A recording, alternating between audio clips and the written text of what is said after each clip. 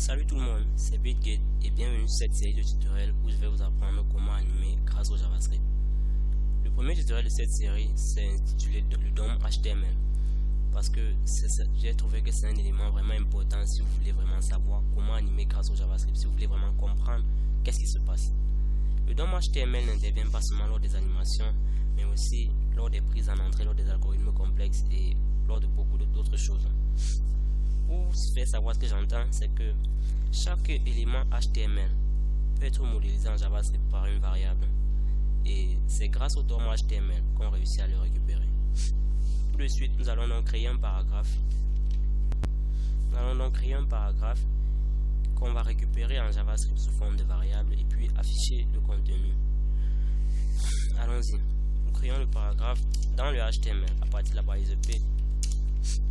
On met un paragraphe stupide.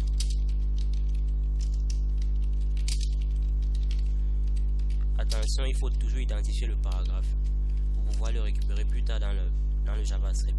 Pour identifier, on utilise l'attribut ID. On va le donner comme nom paragraphe P, un truc paragraphe P stupide. On met d'abord par exemple H3, un paragraphe stupide. Pour votre information, je travaille sur une page web que j'ai mise sur mon bureau. Vous pouvez créer un fichier HTML comme vous voulez, mais en tout cas, voici la syntaxe que je suis en train de vous donner. Nous allons créer le script dans notre page web. Et puis, pour pouvoir récupérer le paragraphe, nous allons donc créer la variable qui va contenir le paragraphe, c'est-à-dire variable paragraphe stupide égale à. Pour récupérer un élément du HTML, on utilise la fonction document. On utilise la syntaxe document.getElement by ID avec la case comme j'ai bien mis paragraphe stupide. Pour pouvoir afficher le contenu du paragraphe, c'est ce qu'on appelle son inner HTML, c'est-à-dire tout ce qui est à l'intérieur des deux balises P. Pour donc l'afficher, on va taper alert, comme vous le savez bien, alert p stupide .inner HTML.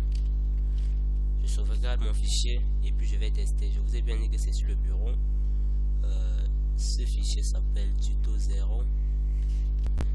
Le voici, je l'ouvre. Voilà ce que ça m'affiche. Voilà ce que la page affiche, mais j'ai remarqué qu'il y a une erreur. L'erreur provient du fait qu'on a mis un H3 d'abord avant de mettre le inner HTML en réalité. Nous supprimons et puis nous voyons bien ce que ça affiche. Le contenu du paragraphe, en fait, un paragraphe stupide.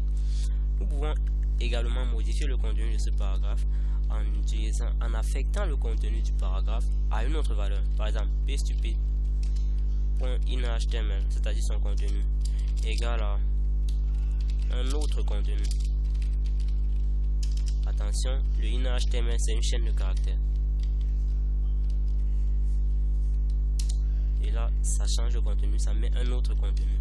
Nous pouvions compliquer la chose en mettant ici un H2 ou un H3, un H1, un autre contenu. H1. Toujours entre côtes. Un autre contenu. Voilà comment ça fonctionne. Nous pouvons également mettre point. Nous pouvons également sélectionner ou encore modifier une autre propriété. Par exemple, vous savez, il y a plusieurs manières pour insérer le style dans un document HTML. Nous pouvons également mettre le style là. Style égale par exemple color blue et puis background color red. Vous voyez le style marche. Et on peut également modifier ce style à l'aide du JavaScript. Si vous êtes un programmeur, vous verrez en fait toutes les conséquences que cela peut avoir sur les animations que nous verrons sûrement dans le tutoriel prochain. Ou encore, allons-y. Paragraphe stupide. Pour modifier donc l'attribut style de ce paragraphe, on va mettre paragraphe stupide.setAttribute. C'est-à-dire, modifie-moi l'attribut style du paragraphe qui s'appelle PS. Set attribute style. Et puis le deuxième paramètre sera le nouveau style. Nous voulons enlever tout ce superflu puisque vous voyez bien, c'est bien là. Bon. Notez également que vous pouvez faire ça non seulement avec des paragraphes comme dans cette vidéo, vous pouvez également le faire avec des tableaux. Table. Supposons qu'on a un tableau comme celui-ci qui présente la matière puis le coefficient. Et puis nous voulions que lorsque l'utilisateur clique sur un bouton, ça embellisse un peu le tableau, et lorsqu'il clique sur un autre, ça alitisse le tableau. Pour cela, on va donc créer les deux boutons et puis appeler à l'aide des événements. Pour créer le bouton, c'est input type égale button si vous voulez, ou alors vous pouvez utiliser la balise button. Et puis on met value égale embellir. Je sais pas si ça veut 2 L ou pas, mais. Et puis le deuxième bouton, ce sera pour aller dire. Bon, et ce qu'on va faire, c'est d'abord identifier le tableau, comme je l'ai bien fait, id égale à table. Lorsqu'on va cliquer sur le bouton embellir, on veut que ça embellisse. Donc on clique égale l'événement, on va mettre ça dans une fonction embellir. Et puis, pour la fonction aller dire, on clique égale aller dire. Aller dire, mais alors, comme si on était en chimie. Bon, la fonction embellir va fonctionner ainsi. Embellir, ça ne prend aucun paramètre.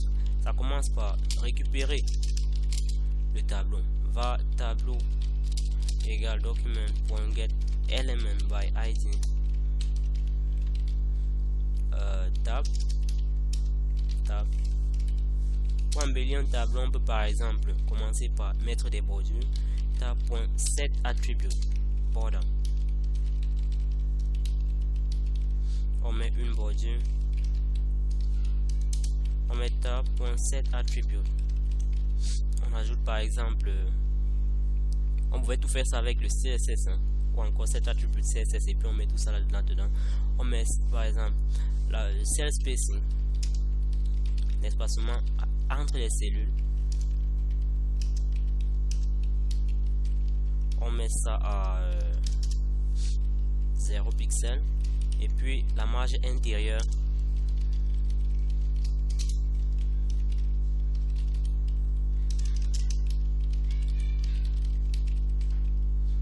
on met ça à 10 pixels. Maintenant la fonction aller dire va un peu fonctionner de la même manière, sauf qu'on va tout simplement effacer tous les paramètres qu'on a ajoutés là. Alors, au lieu de mettre le border à 1, on met rien. On met également rien. Et on met également rien. Dans mon optique, ça doit fonctionner. Je n'ai pas effacé le code que j'ai d'abord fait. Donc je vais rafraîchir la page. Et puis voilà. Vous voyez, le tableau est un peu plus beau, mais lorsque je clique sur Allez-y, le tableau reprend encore son aspect laid comme il était avant. J'espère que vous avez kiffé ce tutoriel.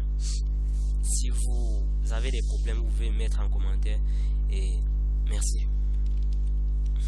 Juste dans le prochain tutoriel, nous allons faire une animation du type style Windows XP, ou alors nous allons faire une animation un peu plus bonne avec le CSS.